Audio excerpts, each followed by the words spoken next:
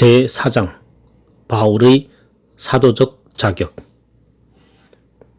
예수 그리스도의 종 바울은 사도로 부르심을 받아 하나님의 복음을 위하여 택정함을 입었으니 로마서 1장 1절. 우리는 바울이 자신을 가르쳐 사도로 부르심을 받았다라고 하는 말의 모든 뜻을 숙고해 왔습니다.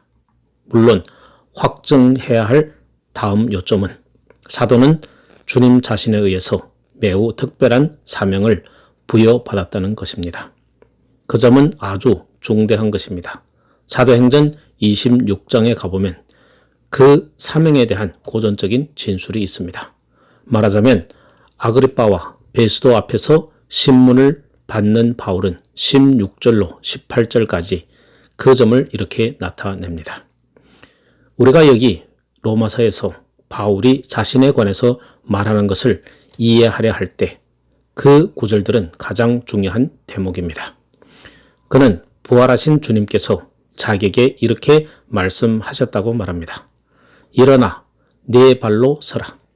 내가 내게 나타난 것은 곧 내가 나를 본 일과 장차 내가 내게 나타날 일에 너로 사환과 증인을 삼으려 함이니 이스라엘과 이방인들에게서 내가 너를 구원하여 저희에게 보내어 그 눈을 뜨게 하여 어둠에서 빛으로 사단의 권세에서 하나님께로 돌아가게 하고 죄사함과 나를 믿어 거룩해 된 무리 가운데서 기업을 얻게 하리라 하더이다.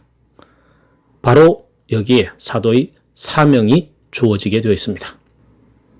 부활하신 주님께서는 그에게 나타나셨을 뿐만 아니라 그에게 사명을 맡겨 자기에 관한 진리를 전파할 위대한 목적을 위해서 특별하게 부르심을 받아 구별된 적은 무리들 중의 한 사람으로 또한 명백히 권위 있는 방식으로 그 일을 해낼 사도로 파송하기 위해서 그렇게 하셨음을 특별하게 알려주십니다.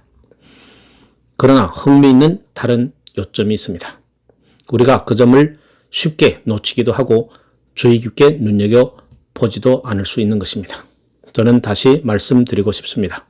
어떤 서신이라도 이러한 예비적인 진술들이나 이 위대한 사람이 그저 지나가는 말투로 말한 것처럼 보이는 어느 사항이든지 얼른 뛰어넘어가 버릴 수 없다는 것입니다. 왜냐하면 그는 여기서 자기가 이런 방식으로 주님을 배웠고 사도로 부르심을 받아 사명을 받았을 뿐만 아니라 주님 자신으로부터 진리를 배웠다고 말하기 때문입니다. 이 점은 사도의 또 다른 표지였음을 기억하십시오.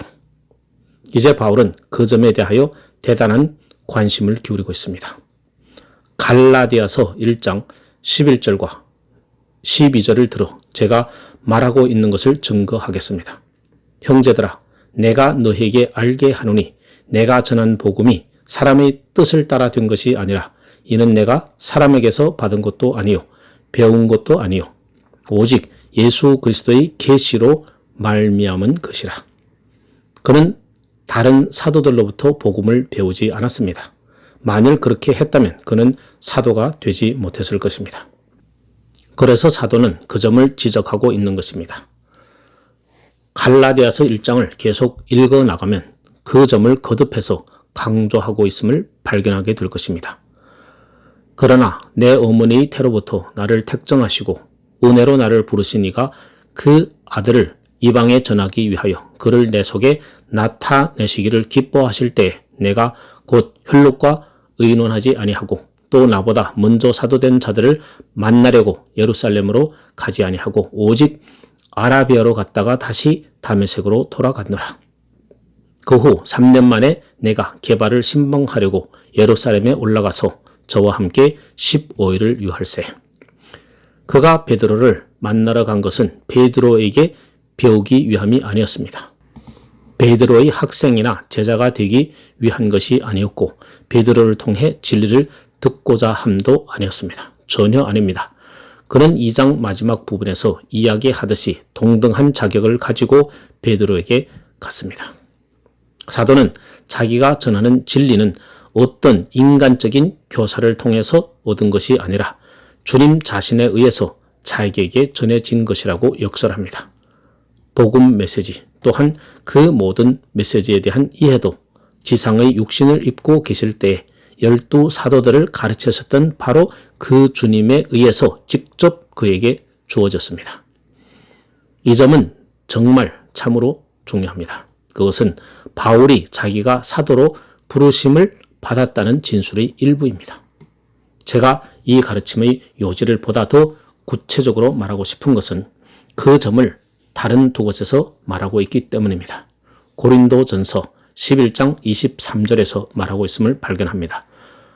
성만찬식과 관련하여 말하는 대목입니다. 내가 너에게 전한 것은 주께 받은 것이니 곧 주 예수께서 잡히시던 밤에 떡을 가지사. 바울이 이렇게 말하면 자기가 그것을 배우거나 사람들로부터 익힌 것이 아니라고 주장하는 것이나 다름없습니다.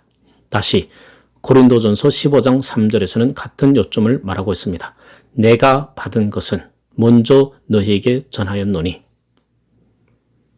11절에서 이 사람들과 동등됨을 나타내는 또 다른 논증이 있습니다. 그러므로 내나 저희나 이같이 전파하며 너희도 이같이 믿었느니라. 다른 말로 해서 그는 자기가 다른 사도들과 절대로 동등하다는 것을 역설하느라고 애를 쓰고 있습니다. 그는 부르심을 받은 사도입니다. 그는 베드로만큼 참된 사도입니다. 그 다음에 세 번째 주장을 하고 있음을 주목하십시오. 곧 주께서 이 모든 일을 통해서 자기들로 매우 특별히 이방인에게 가라고 사명을 주셨다는 것입니다. 그래서 그는 로마에 있는 사람들에게 내가 이방인인 너희에게 말하노라.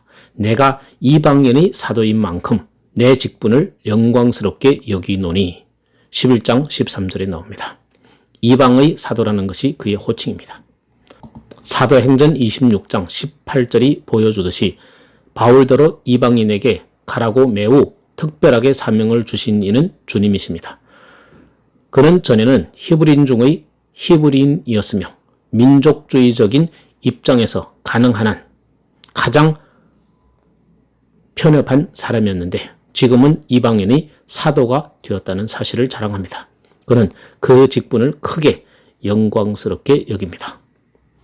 사도는 이 로마에 있는 그리스도인들이 자기를 진정한 사도로 인식하고 그 점에 대해 하등의 의문을 가지지 않기를 얼마나 간절히 바라는지 모른다고 말씀드림으로써 그 모든 것을 요약하려 합니다. 어째서 당신은 이 점을 이렇게 강조하고 있어? 라고 제게 물어볼 분이 있을지 모릅니다. 훌륭한 이유가 있습니다. 그 당시 초대교회 시대에 자기들이 사도라고 주장하는 사람들이 많았습니다. 예를 들어서 요한계시록에 보면 그것을 알 수 있습니다. 내가 내 행위와 수고와 내 인내를 알고 또 악한 자들을 용납하지 아니한 것과 자칭 사도라 하되 아닌 자들을 시험하여 그 거짓된 것을 내가 드러낸 것과 2장 2절.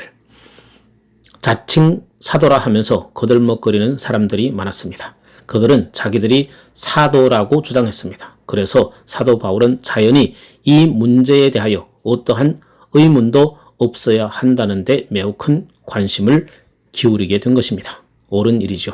그는 다른 사도들과 동등합니다. 그 때문에 이 시점에서 그것을 강조하고 있습니다.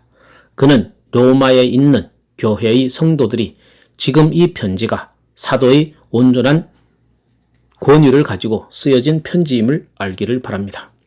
다시 말하면 주 예수 그리스도 자신의 충만한 권위로서 이 편지를 쓰고 있다는 뜻입니다. 그는 사신입니다. 대표자요 온전한 권위를 힘입고 있는 자입니다. 그가 쓰는 것은 개인 편지가 아닙니다. 그것은 어떤 사람이 이 사람 저 사람들에게 보내는 편지가 아닙니다. 아니고 말고요. 그것은 부르심을 받아 메시지를 받은 사람이 독특한 권위를 가지고 쓴 편지입니다. 그래서 그는 나는 예수 그리스도의 종일 뿐만 아니라 부르심 받은 사도라고 말합니다. 여러분은 이제 그 말의 의미를 알았습니다. 그러나 성경에는 언제나 실제적인 적용으로만 나타나지 않는 것이 있기 때문에 그 점이야말로 우리에게 매우 중요한 요점이라고 저는 생각합니다. 우리는 많은 주장들이 분분한 세대에 살고 있습니다. 원하든 원치 않든 간에 우리는 존재하는 모든 류의 운동에 관계될 수 있는 세대에 살고 있습니다. 그러므로 이 문제에 대해서 어떤 분명한 개념을 가지는 것이 합당합니다. 그러므로 이 사도라는 말의 의미에 대하여 알아본 것으로부터 어떤 추론을 끌어낼 수 있습니까? 좋습니다. 첫 번째 추론은 사도적 계승 같은 것은 전혀 없다는 점입니다. 대번에 그 말의 타당성이 드러나 보입니다. 알다시피 로마 카톨릭 교회는 교황이 그리스도의 대리자라고 주장할 뿐만 아니라 사도적 계승도 주장합니다. 그러나 이것은 로마 카톨릭 교회만 국한되지 않습니다. 자기들에 관해서 카톨릭이라는 용어를 사용하기 좋아하는 기독교 분파들이 있습니다. 카톨릭 보편적이라는 뜻입니다. 그들은 역시 이 사도적 계승성을 들고 나옵니다. 감독이 있어야 한다고 주장하는 사람들의 큰 논쟁 중에 하나가 바로 그것입니다. 제 말을 오해하지 마십시오. 감독들을 두고 있으면서 사도적 계승에 대해서는 인정하지 아니하는 교회 사람들도 있습니다. 그는 앵글로 카톨릭 교회나 소위 고교회, 하이처치, 급진적인 교회를 영국에서는 그렇게 부릅니다. 그에 반하여 저교회, 로월 처치, 그런 보수적인 전통을 유지하는 교회를 말합니다.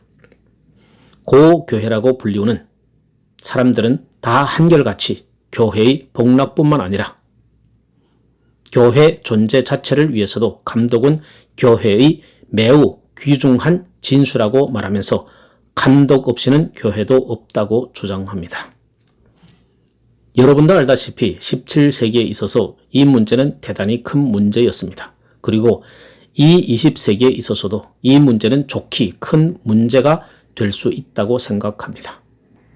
그 문제는 어떤 문제들이 압박을 받으면 영국 교회에 대해서조차도 분쟁을 조장할 수 있는 문제거리일지도 모릅니다. 이러한 이슈들이 오늘 현재의 신문지상에 나타나고 있습니다. 주장인즉 이 감독들은 사도들의 대를 잇는 사람들이라는 것입니다. 사도를 계승한다는 것이죠. 사도라는 용어를 바로 이해하게 되면 사도적 계승 같은 그러한 일은 전혀 불가능함을 분명하게 알게 될 것이라고 저는 주장합니다.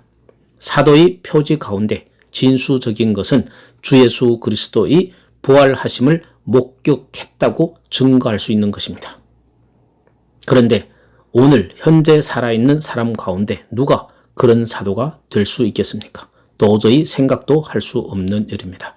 물론 사도적 계승성을 주장하는 사람들은 성경에 기초하려고 전혀 노력하지 않고 유전에만 의존하려 한다는 사실을 우리는 잘 알고 있습니다. 실로 우리가 성경적인 입장을 취하기만 하면 규정상 그러한 일은 도저히 있을 수 없는 일입니다. 그뿐만 아닙니다. 사도 바울 자신이 에베소서에서 기독교회는 사도들과 선지자들이 터 위에 세워진다고 말합니다. 터를 계속 세우는 일은 있을 수 없습니다. 터는 맨 처음에 한 번만 세우면 되는 것입니다. 또한 터를 계속 확장시키지도 않습니다. 터 위에 세워진 벽을 터의 확장이라고 말할 수는 없습니다. 벽은 기초 위에 서 있습니다. 바울이 그 점을 진술하고 있습니다. 사도들과 선지자들은 터입니다. 그러나 그 터가 계속해서 놓여지는 것은 아닙니다. 더 나아가서 저는 이 점을 경외로운 심정으로 말씀드립니다. 신약 정경이 형성된 이후에는 사실상 사도가 전혀 필요 없게 되었다는 것은 너무나 명백한 일입니다. 우리가 알았듯이 사도들의 여러 기능 중 하나는 권위 있는 가르침을 주는 일이었습니다. 우리는 이미 베드로가 그 문제와 관련하여 바울 서신들을 거론하였음을 보았습니다. 즉, 그 바울 서신들에는 풀기 어려운 것들이 있다고 말했습니다. 또한 사람들이 다른 성경과 같이 그것도 억지로 풀다가 스스로 멸망에 이르느니라 라고 말했습니다. 사도들은 권위 있게 말했습니다. 그들이 또한 무오한 방식으로 말했다는 것을 저는 서심없이 말씀드립니다. 그들은 능력과 메시지를 받아서 자기들을 보내신 부활하신 주님의 대표자들로서 그것을 말했습니다. 그들은 하나님께로부터 온 사람들로서 말하고 있었습니다.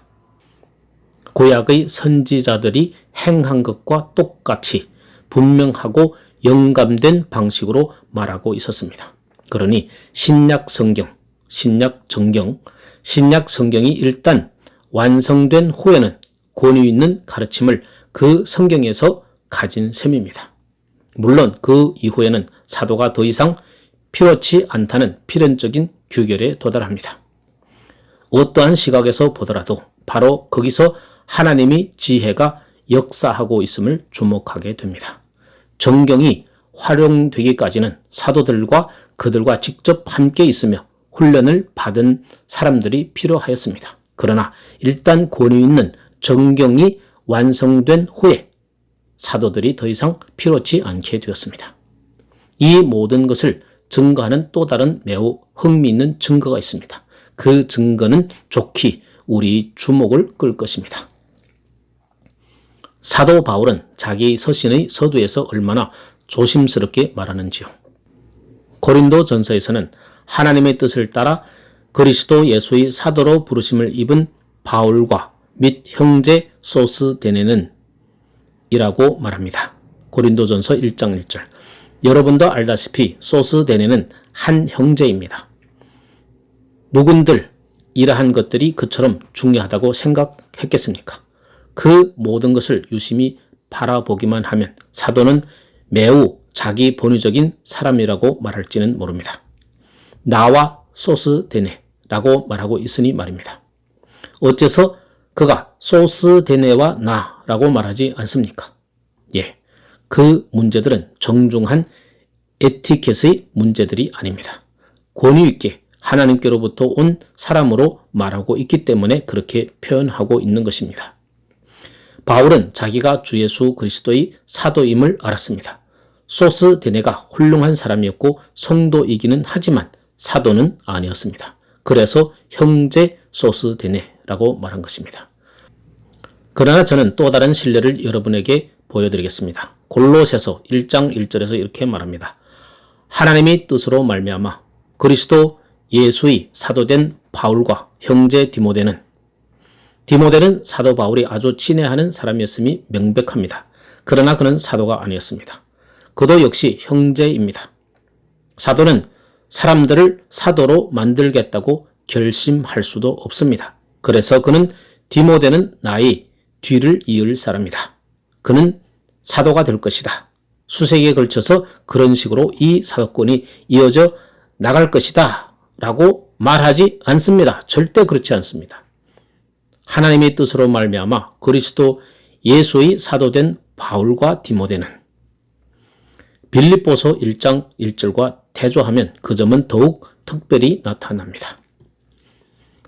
그리스도 예수의 종 바울과 디모데는 그리스도 예수 안에서 빌립보에 사는 모든 성도와 바울이 자신을 예수 그리스도의 종이라고 묘사할 때는 자기와 디모데를 함께 싸잡아 말합니다. 종의 문제일 때는 다 같이 하나입니다. 그러나 사도라는 명칭을 사용할 때는 그렇게 하지 않습니다. 그 경우에는 구분합니다. 디모데는 종이었지만 사도는 아닙니다. 자, 여러분은 이렇게 해서 이 억구들을 하나하나 살펴보는 것이 얼마나 중요하다는 것을 알게 되었습니다. 예수 그리스도의 종 바울은 그러나 더욱 더 나아가 사도로 부르심을 받아 이 큰 지위의 독특성이요. 그 지위는 반복될 수 없습니다. 그 초대교회 이후 사도는 전혀 존재하지 않았습니다. 사도라고 스스로 주장하면 그것은 사도라는 말의 의미에 대해서 신약의 가르침을 정면으로 대적하는 것입니다. 저는 이 점을 더 상세하게 말씀드릴 필요가 없습니다. 그러나 다만 히랍 종교회나 로마 카톨릭 교회나 다른 여러 카톨릭 운동에 가담하여 한 큰 세계교회로 합하자는 강압적인 요구를 해오는 사람들은 우리더러 사도적 계승성을 믿으라고 요구할 것입니다. 또한 중간에 어떠한 끊임이 없이 감독들이 그 사도직을 오늘날까지 계승해왔다고 믿을 것이며 오늘날에도 1세기의 바울이나 다른 사도들과 같은 사도들이 있다고 믿으라고 강조할 것입니다. 오, 나의 사랑하는 친구들이요. 이러한 억구들을 살펴보는 것이 얼마나 중요합니까? 내가 그리스도의 복음을 부끄러워하지 아니하노니 라고 말하는 16절과 같은 애호하는 구절로 달려가기 위해서 그러한 억구를 가볍게 뛰어넘어버리지 말아야 합니다. 사실상 문제는 1절에 있는 그 억구들로부터 시작됨을 생각해야 합니다. 여러분은 이제 이 1절이 참으로 중대한 교리를 가득 담고 있음을 모르시겠습니까? 우리를 에워싸고 있는 이러한 특별한 논증들을 쉽게 넘어가 버리는 이유는 바로 처음에 나오는 교리를 너무나 많은 사람들이 자주 무시하기 때문입니다. 이제 세 번째 억구로 나아가 보겠습니다. 하나님이 복음을 위하여 택정함을 입었으니. 사도가 자신에 관해서 말하는 다음의 요점이 그것입니다. 저는 그가 여기서 한 단계 더 높은 단계로 올라가고 있다고 생각합니다. 우리는 매 억구마다 점진적으로 더 높은 단계를 말하고 있다고 생각합니다. 예수 그리스도의 종, 사도로 부르심을 받아 하나님의 복음을 위해서 택정함을 입었으니. 제가 왜 그렇게 말하는지 아시겠습니까? 좋습니다. 그것을 이렇게 말씀드리겠습니다. 그 말이 단순히 사도로 택정함을 받아 일방적으로 복음을 전하라고 부르심을 받았다는 의미에 불과하다고 주장한 사람들이 있습니다. 그러나 만일 그런 의미에 불과하다면 사도가 그렇게 말하는데 하등의 의미가 없습니다. 왜냐하면 사도라는 말을 통해서 이미 그 점을 말하였기 때문입니다. 우리는 사도가 받은 사명의 중대한 부분이 권위 있는 방식으로 복음을 가르치고 전하고 쓰기도 하는 일이었음을 알았습니다. 그러므로 그가 단순히 복음 전하는 일을 위해서 택정함을 입었다라고만 말하고 있다면 중복적 표현에 불과하다고 말하겠습니다. 그러나 바울은 그렇게 하지 않고 있습니다. 바울은 언제나 자기가 사용하는 용어들을 매우 섬세하게 사용합니다. 그러므로 이것은 단순한 반복이 아님을 여러분에게 보여드리고 싶습니다. 그는 자신에 대한 묘사를 더 보충하고 있습니다.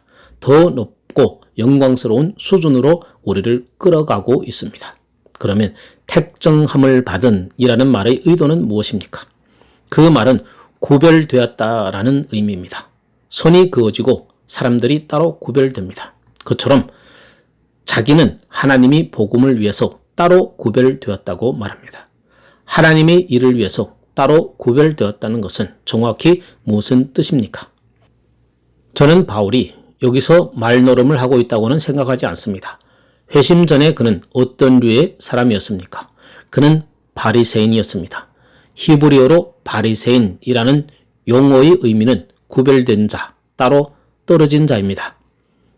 바리새인들은 자신들을 스스로 분리시켰습니다. 그들은 거리에 나가서 길을 걸을 때도 다른 한쪽으로 걸어갑니다. 그들의 옷자락이 다른 사람에게 다 부정해지지 않도록 조심하였습니다. 죄인들과 세리들과 상종도 하지 않았습니다. 그것이 성경에서 말하는 바리새인입니다.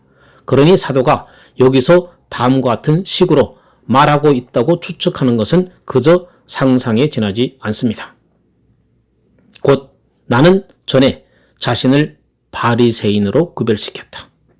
그러나 이제 내게 있어서 진정한 실상은 이러하다. 나는 하나님께 내가 행할 특권을 가지게 된 이 위대한 일을 위해서 택정함을 받았다. 나는 그 일의 일부로서 이 서신을 너에게 쓰고 있다. 저는 바울이 그런 식으로 말하고 있다고 확신합니다. 거짓된 구별, 참된 구별, 사람의 구별, 하나님의 구별. 이제 우리는 바울이 여기서 의미하는 내용을 생각해 봅시다. 다행히도 그는 자기가 무엇을 뜻하는지 다른 서신에서 말해주고 있습니다. 여러분은 제가 하고 있는 일을 이해하기 시작했다고 봅니다. 제가 로마서를 강해할 때 동시에 다른 서신들을 풀어보지 않고는 도저히 이 로마서를 강해하지 못함을 알아야 합니다. 여러분도 같은 일을 하지 않으면 로마서 강해를 할 때 헤매이게 될 것이라고 생각합니다. 바울의 모든 서신을 함께 숙고해 보아야 합니다. 갈라디아서 1장 15절로 16절까지 해서 자기가 뜻하는 바가 무엇인지 정확히 말해주고 있습니다. 저는 이 대목이 대단히 감동적인 대목임을 발견합니다. 13절부터 살펴봅시다.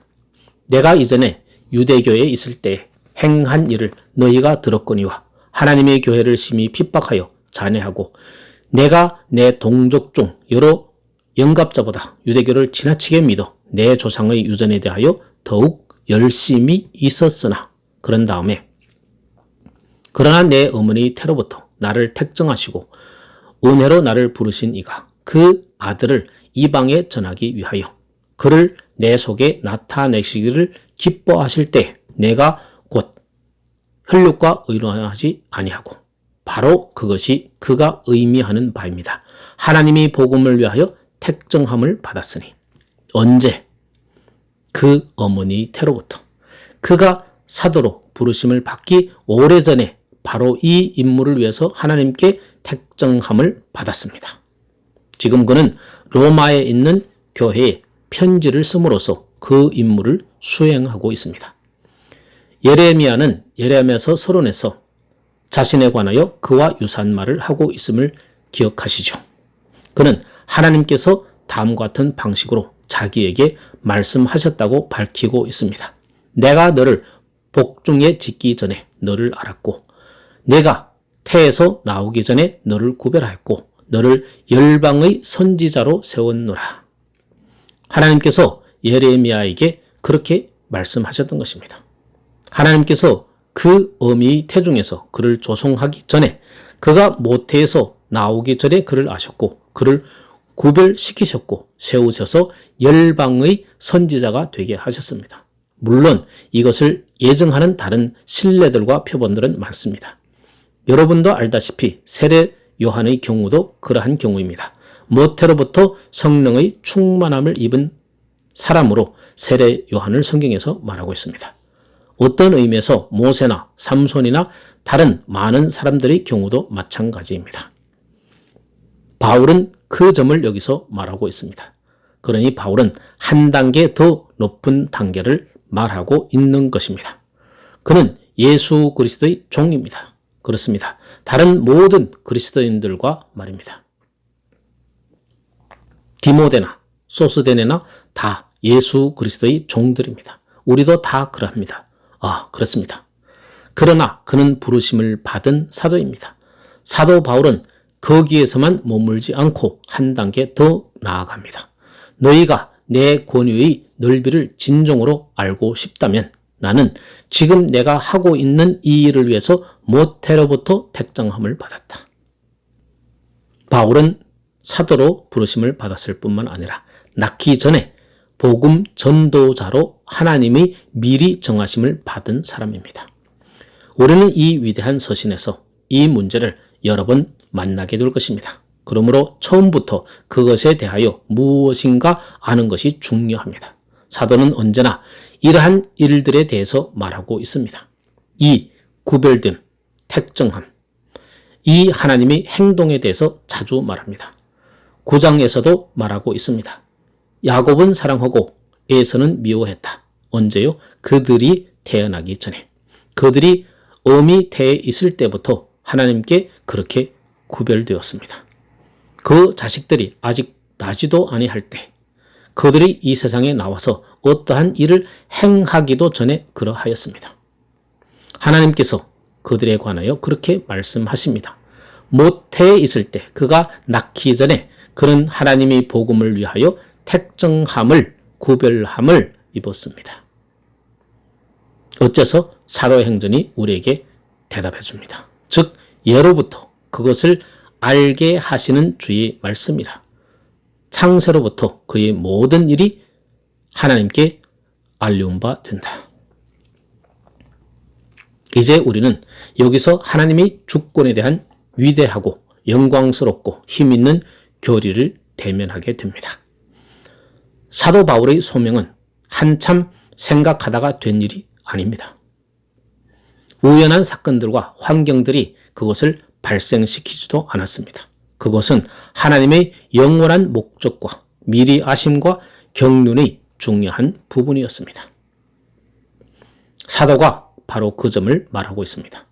여러분들이 원하는 대로 사도 바울과 다투어 보십시오. 그러나 그렇게 하면 부활하신 주님의 권위를 가지고 말하는 사람과 다투는 격이 될 것입니다. 부르심을 입은 사도입니다. 그러므로 조심해야 합니다. 그는 자기가 이 복음을 위해서 모태로부터 택정함을 받았다고 말합니다. 여러분은 이 위대한 용어를 대하게 될 것이라고 말씀드립니다. 그것은 하나님의 의 중에 한 계획과 목적이 있음을 가르쳐 줍니다. 이 사람의 경우에서 그 점을 매우 분명하게 보지 않습니까? 우리는 이 놀라운 연단에 대해서 생각해 왔습니다. 그중 어느 것도 우연한 것이 하나도 없습니다. 그가 다소 사람으로 태어난 것도 우연이 아닙니다. 또한 헬라 문화와 히브리 문화를 서로 같이 호기심 있게 살펴보게 된 것도 우연한 일이 아니었습니다. 또한 로마 제국의 시민으로 태어난 것도 우연한 일이 아니었습니다. 이러한 것들 중 어느 것도 우연한 일은 아닙니다. 그 모든 것이 영원전에 세우신 하나님이 위대한 계획의 일부였습니다. 곧 바울이 태어나기 전만이 아니라 세상이 만들어지기 전에 하나님이 위대한 계획 속에 들어 있었던 것입니다. 이 모든 것이 하나님의 생각 속에 들어 있었습니다. 하나님께서 그것을 나타내신 것입니다. 그 다음에 이 시간의 문제는 우리에게 매우 흥미로운 것입니다. 아마 여러분은 이렇게 말할지 모릅니다. 좋다. 바울을 이방인에게 복음을 전하는 위대한 전도자로 만드는 것이 하나님의 목적이었다면 어째서 대번에 그 일을 하시지 않으셨는가? 그러나 그것은 어리석은 질문입니다. 하나님이 행하시는 때는 성경에서 가장 매혹적인 일 가운데 하나입니다. 성경을 읽다 보면 때로는 이러한 의문에 봉착하게 될 것입니다. 이런 여기에는 계획성이 전혀 없어. 모든 것이 그저 아무렇게나 일어나고 모든 일이 이런저런 모양으로 중구난방으로 일어나고 있지 않은가. 누구든지 자기가 하고 싶은 대로 하는 것이 허락되어 있다. 그러나 더 계속 성경을 읽어 나가보면 때가 차게 될 때 바로 그 순간에 하나님께서 행동하시고 자신의 방식대로 행하심을 발견하게 될 것입니다. 여러분은 바울이 스데반이 돌에 맞아 죽을 그 순간에 그 옆에 서서 지켜보며 그 발 앞에 자기 옷을 벗어 던질 때 회심할 만도 하지 않았는가 하는 생각을 가졌을 것입니다. 그러나 그때 그런 일이 일어나지 않았습니다. 하나님께서는 바울이 하나님을 모독하도록 내버려 두셨습니다. 하나님께서는 그를 살기등등하게 행하도록 내버려 두셨으며 주 예수 그리스도의 영과 위배되는 다른 많은 일도 하도록 내버려 두었습니다. 어째서 그렇습니까? 저는 알지 못합니다. 이것은 하나님께만 알려진 일입니다. 이렇게 하면 좋을지 몰라도 한 가지 대답은 생각해낼 수 있습니다. 그것은 사도 바울이 스스로 그리스도인이 되기로 결심한 것이 아니라 다메섹 도상에 있을 때 사로잡힌 바 되도록 하셨다는 하나님의 경륜을 의심의 여지 없이 완전하게 보여주시는 하나님의 방식일 수도 있습니다. 하나님께서는 포악하고 살기등등하게 자기의 길을 행하고 있는 바울에게 나타나셔서 그를 붙잡으셨습니다. 그때는 매우 흥미있습니다. 많은 일들이 사람들이 얘기하는 것과는 정반대로 보이는 많은 일들이 있습니다. 그러나 끝은 언제나 확실합니다. 로마서 9장, 10장, 11장에서 나오는 바울이 그런 논증을 보십시오. 바울은 실수하지 말 것을 당부합니다. 대다수의 유대인들이 현재 그리스도로 받기를 거부한다고 해서 하나님의 목적이 무산되어 버렸다고 생각하지는 말라. 절대 그렇지 않다. 나는 너희에게 하나님의 위대한 계획을 말해주고 있다. 바울은 그들을 데리고 이 위대한 역사의 파장으로 나아가 하나님의 목적이 이루어질 것임을 보여줍니다. 9장, 10장, 11장에서 그 모든 것이 들어 있습니다. 그러나 여기 1장 1절에서도 그 모든 것이 함축되어 있습니다. 하나님이 복음을 위하여 택정함을 입었으니 그가 낳기 전 모태로부터 택정함을 입었습니다.